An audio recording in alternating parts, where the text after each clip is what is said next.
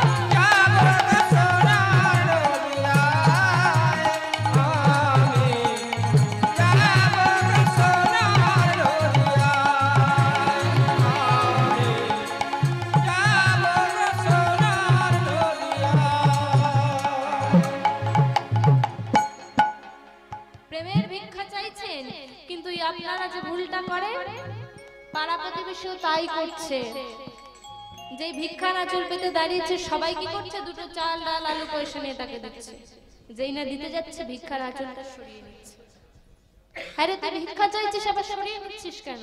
ভিক্ষা নিবি না? বলে নেব তো, কিন্তু ওই ভিক্ষা যে আমি নেব না, ওই চাল ডাল আলু পয়সা দিয়ে আমি কি করব? তবে তোর কি চাই? না আমি যে ভিক্ষাটা চাই সেই ভিক্ষাটা আমার চাই। আমি প্রেমের ভিক্ষা চাই, আমি প্রেমের ভিখারি। তখন প্রতিবেশীর দল একটু রেগে গিয়ে বলল, হ্যাঁ যত বড় মুখ নয় তত বড় কথা, বলে নাকি প্রেমের ভিখারি। ভিক্ষা চাইতে এসেছিস, দুটো চাল দেবো আলু দেবো পয়সা দেবো নিয়ে বিদায় হবি, তা না আমি প্রেমের ভিখারি। ওইসব প্রেম এখানে পাওয়া যায় না, তুই এখান থেকে বিদায় হ। দূরে দাঁড়িয়ে ছিলেন একজন বৈষ্ণব, দুঃখের কথা শুনে বলছে, আহা এত সুন্দর কথা, একটু সামনে গিয়ে কথা। সামনে গিয়ে ছোট্ট ছেলেটিকে ডেকে ডেকে বলছে, হ্যাঁ রে তোর নাম কি? তুই তো বেশ ভালো কথা বলিস। তা আমার নাম হলো দুঃখী মণ্ডল। তা তুই কোথায় যাবি? না আমি যাব নবদ্বীপ। নবদ্বীপ যাবি? দাঁড়া আমি তোকে বলে দিচ্ছি নবদ্বীপ কোথা দিয়ে যাবি। এই যে সোজা রাস্তাটা দেখছিস, সোজা চলে গেছে নবদ্বীপ, চলে যা, এই পথ ধরে চলে যা, নবদ্বীপ পেয়ে যাবি। নবদ্বীপে গেলেন। কিসের জন্য গিয়েছিলেন? বেরিয়েছিলেন কিসের জন্য? গৌর ভজন করতে, গৌর সাধন করতে। নবদ্বীপে এসে যখন গৌর হরির সন্ধান করতে গেলেন, দেখলেন গৌর হরি সেখানে নেই। সবাই মিলে বললেন, চলে যাও পুরী ধামে। পুরী ধাম থেকে একটু দূরে নীলাচল বলে একটা জায়গা রয়েছে, সেখানে গিয়ে দেখতে পারো। কেন পুরী ধামে পাঠালেন না? আমরা শুনেছি 18 বছর সেখানে তিনি ছিলেন জীবনের শেষ মুহূর্তে। জগন্নাথ ধামে গেলেন, কিন্তু গিয়ে দেখলেন সেখানেও গৌর হরি নেই। কেন নেই? কারণ গৌর হরি আর ইহ জগতেই নেই, ইহ জগৎ ছেড়ে নিত্য ধামে প্রবেশ করেছেন। তাই দুঃখী মনে মনে ভাবলো, আমি যখন বেরিয়ে এসেছি গৌর ভজন করার জন্য, যখন বেরিয়েছি এত সহজে যে আমি ফিরে যাব না।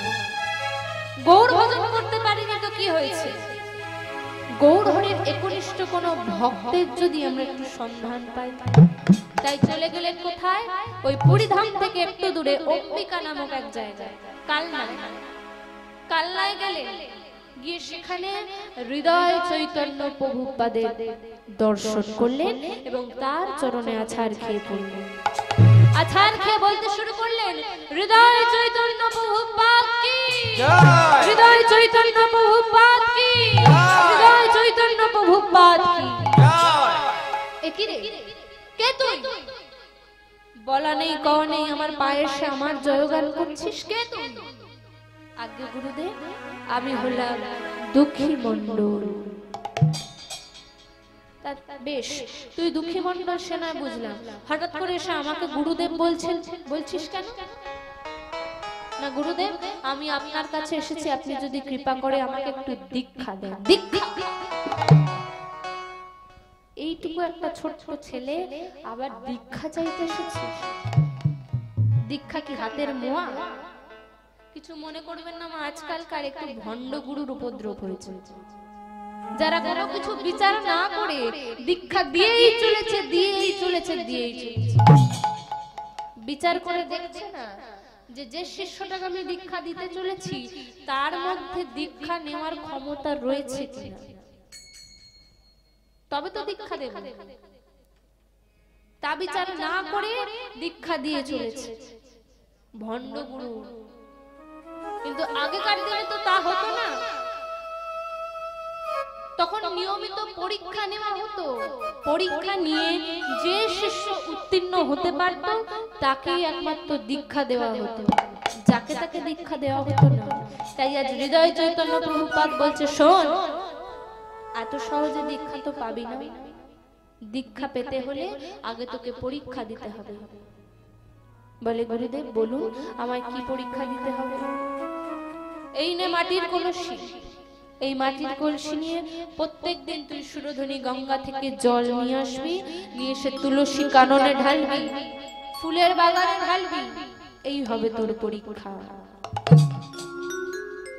প্রত্যেকদিন ওই ছোট্ট শিশুটি মাটির কলসি মাথায় করে সুরধনী গঙ্গা থেকে জল নিয়ে আসে আর ওই তুলসী কানন ফুলের বৃক্ষে ঢালে।